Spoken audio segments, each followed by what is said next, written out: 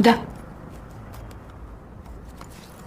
എടാ ആ സെയിം ആണല്ലോ. ഇത് തന്നെ. ഇതിന്റെ ഒരു 10 എണ്ണം കിട്ടുമോ? 10 ഒരു ദിവസം കഴിഞ്ഞിട്ട് മതിയോ? അല്ല വരുത്തിക്കണം അതാ.